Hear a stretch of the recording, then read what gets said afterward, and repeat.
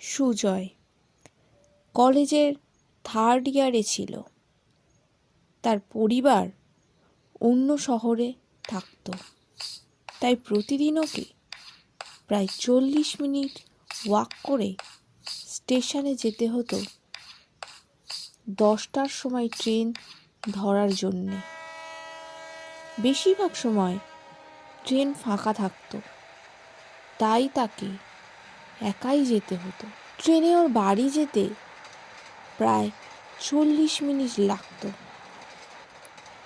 তাই সময় কাটানোর জন্য প্রায় সে তার কলেজের বই পড়ে নিত অথবা নিজের নোটবুকে কিছু লিখত।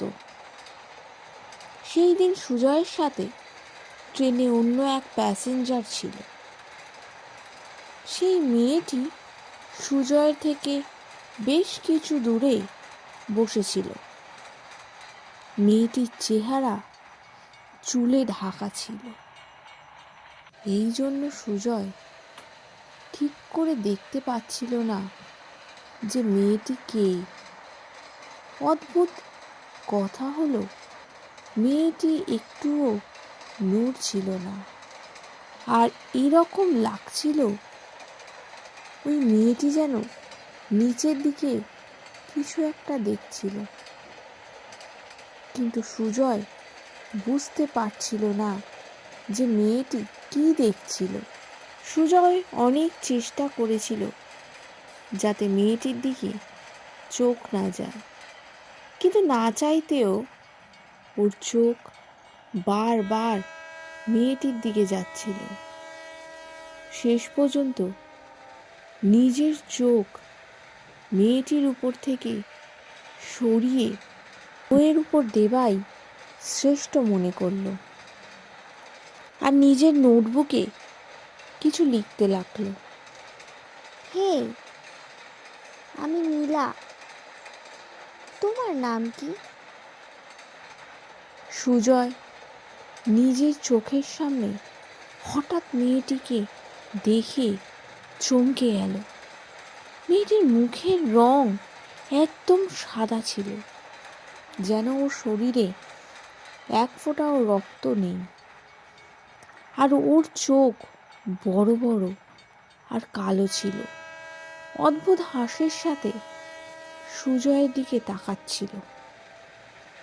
সুজয় একটু অস্বস্তি অনুভব করলো। তারপর নিজেকে সামলে পরিচয় দিল। এর মধ্য দিয়ে দুজনের মাঝে এক বেমানান কথোপকথন শুরু হতে লাগলো। সুজয় নিজের কলেজের সম্বন্ধে বলল এবং সাথে মেয়েটিও বলল ওর ক্যাম্পাসও ওই কলেজের আশেপাশে। দুজনের মধ্যে আরও কিছুক্ষণ কথাবার্তা চলল। এর সাথে সাথে সুজয়ও কমফোর্টেবল হতে শুরু করলো। আর কথায় কথায় মেয়েটি বলল, তোমার অদ্ভুত লাগছে না ট্রেন এত খালি দেখে? না, কেন? কি তুমি জানো না?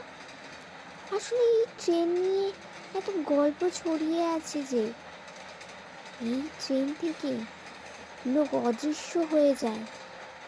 ক্যাম্পাসে সব স্টুডেন্ট জানে, তাই আমিও এই ট্রেনকে সবসময় অ্যাভয়েড করি, কিন্তু একটু তাড়ার জন্য আজ এই ট্রেনে যাচ্ছি।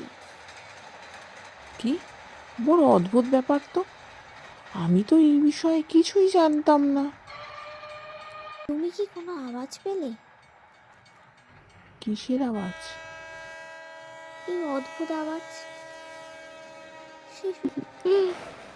আমি তো কোনো আওয়াজ শুনতে পাইনি। শোনো, কিন্তু এই আওয়াজ তুমি কোথা থেকে পাচ্ছ? এমন লাগছে যে এই আওয়াজ ট্রেনের বাইরে থেকে আসছে। হ্যাঁ হ্যাঁ, ওই তো, শোনো, তুমি শুনতে পাচ্ছ? আমি তো কোনো আওয়াজ পাচ্ছি না। আ